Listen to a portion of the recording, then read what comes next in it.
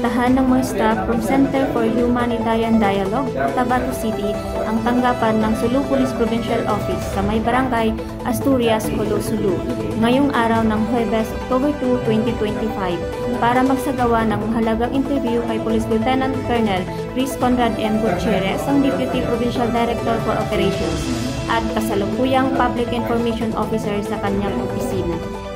Kasama din sa pagbisita ang Program Director ng Kumikang Sama-Sama Incorporated na si Mrs. Usmay Naturaji, isa sa mga katuwang ng Sulu Police Provincial Office sa pagsasagawa ng iba't ibang conflict mediation o pagsulot ng mga di magkasundong grupo o pamilya sa lalawigan.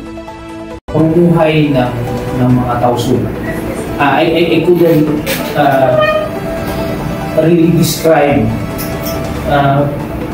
yung sitwasyon or circumstances kung wala dito si CHD. Kasi there are kahit may security sector na nag-maintain ng peace, kung wala yung katulad ni CHD dito sa Sulu. Nagagalak na tumugon si Police Lieutenant Colonel Gutierrez sa mga katanungan ng Center for Humanitarian Dialogue at ibinalana niya ang mga natatanging pagtutulungan ng Sulu PPO at ng Kumikang Sama-Sama sa pagresolba ng mga hiduaang pamilya simula pa noong panahon na tenyente pa lamang siya at Chief of Police ng isang munisipyo sa 2nd District ng Sulu.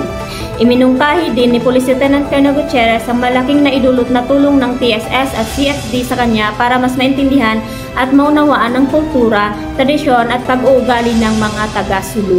Anya, isang malaking pribilehyo ang magkaroon ng mga nasabing kaalaman sapagkat mahalaga ito sa mga trabaho na kanilang ginagampanan sa pagmimintina ng kaayusan at kapayapaan. Mahalaga rin anya ang pakikisalamuha sa mga iba't ibang sektor ng lipunan, lalo na ang pakikisama sa mga lokal na komunidad at local elders dahil malaki ang kanilang naitulong sa pagsasayos ng kapayapaan. Nabanggit din sa naturang interview ang mahalagang papel na ginagampanan ng Center for Humanitarian Dialogue at ng Kumikang Sama-Sama Incorporated dahil sa kanilang mga programa na nakatuon sa pagpapalawak ng kaalaman o capability building trainings ng mga security sectors, community elders, religious leaders ng mga local mediators, na lubos na napakinabangan at hanggang ngayon ay nagagamit pa rin ng mga ito ang kanilang mga natutunan sa mga naturang trainings. Public Information Awareness is brought to you by Sulu PPO Public Information Office.